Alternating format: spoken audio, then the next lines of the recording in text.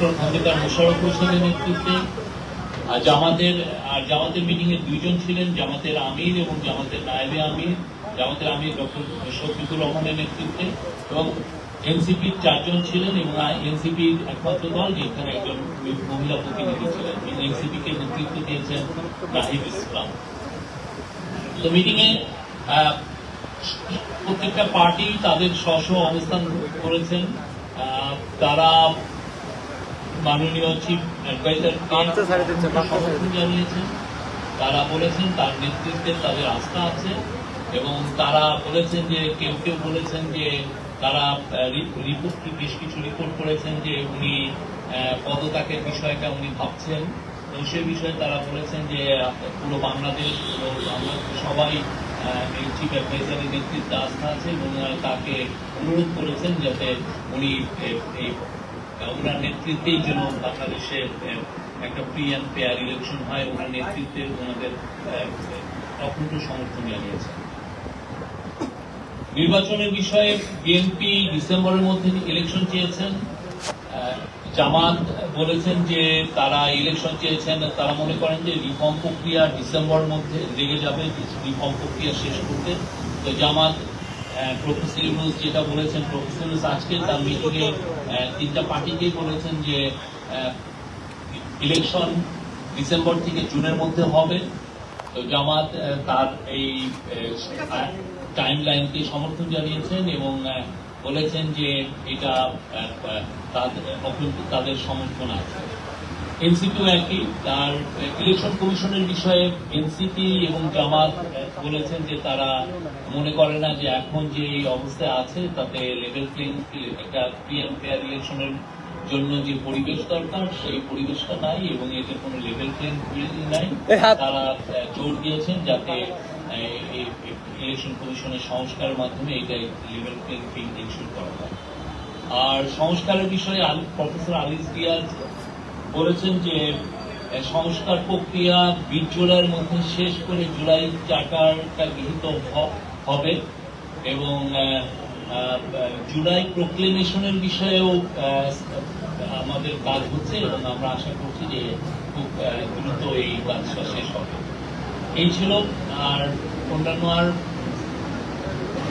এগুলোই ছিল আজকের। এর বাইরে যেমন কোনো আমরা বলবো এগুলো আপনাদের প্রশ্ন নিচ্ছি, আপনারা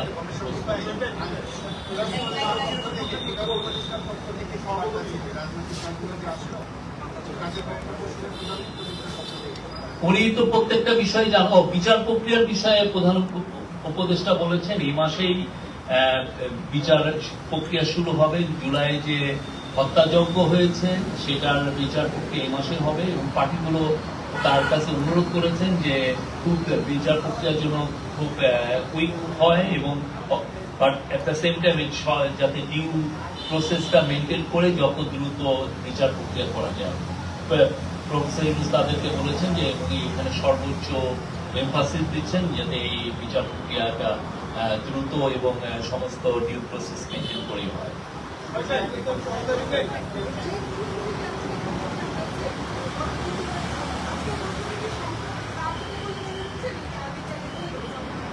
এটা সংকটের কি হলো আমরা জানি না। এটা আমরা বলতে পারি যে আজকে খুবই সৌহার্দ্যপূর্ণ পরিবেশে বাংলাদেশের 3টি নেতৃস্থানীয় পার্টির সাথে আমাদের চিফ অ্যাডভাইজার মিটিং হয়েছে।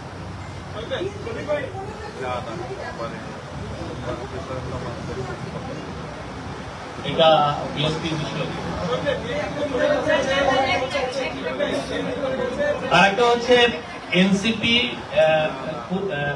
এনসিপি চেয়েছে যে তারা লোকাল গভর্নমেন্ট ইলেকশন চেয়েছে।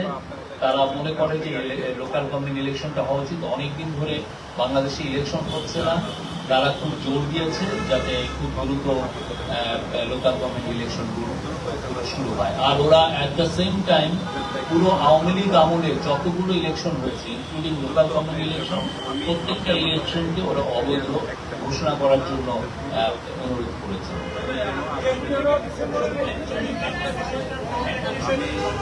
আমি এটা নিয়ে শুনতে চাই না।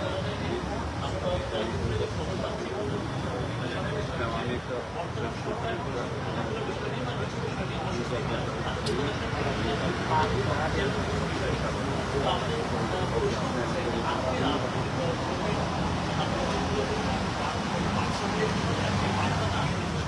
আমার মনে হয় যে বার্তাটা মূলত এসছে পলিটিক্যাল পার্টিগুলোর থেকে। তারা প্রফেসর ইউনূসের লিডারশিপের উপরে অখণ্ড সমর্থন জানিয়েছেন।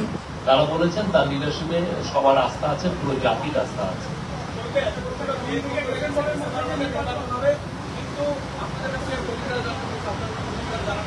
প্রফেসর ইউনূস বিএনপির ওই মিটিং এ বলেছেন যে ইলেকশন উনি ডিসেম্বর থেকে জুনের মধ্যে করবেন। উনি বলেছেন যে উনি জুন 30 কাট অফ টাইম এর পরিবারে যাবে না। উনি এক কথার মানুষ, উনি যেটা বলেন সেই কথাটা উনি রাখবেন।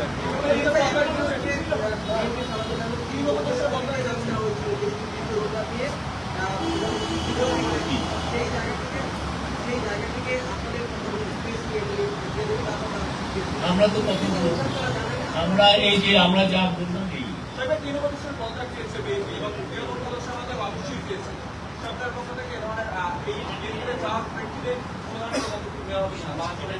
আমরা এটা উনি এটা শুনেছেন।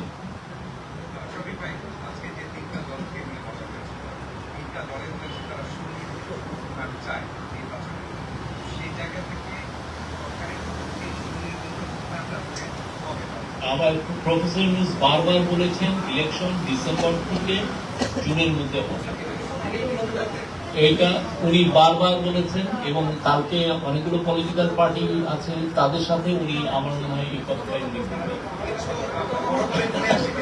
উনি সুনির্দিষ্ট এই যে জুন 30 তারিখটা একটা সুনির্দিষ্ট ডেট, ঠিক না? তো উনি বলছেন যে এর বাইরে যাবে না। উনি এক কথার মানুষ। আপনার কথা আমরা শুনলাম, থ্যাংক ইউ। শহীদ ভাই না,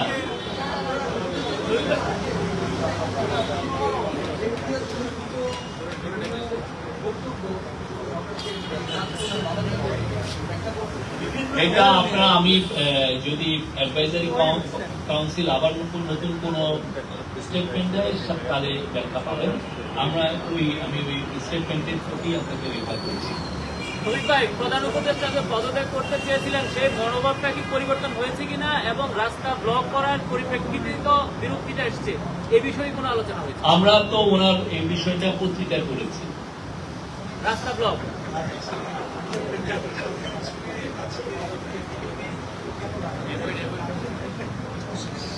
এটা তো ধরে না, উনি প্রায় তো পলিটিক্যাল পার্টির সাথে আমাদের ডায়ালগ হয়।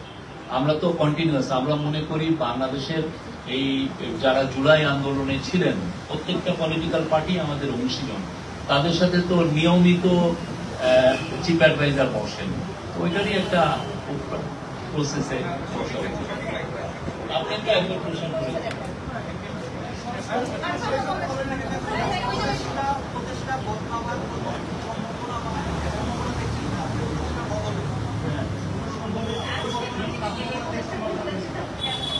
আজকে বিএনপি তাদের কথা বলেছে, আমরা শুনেছি।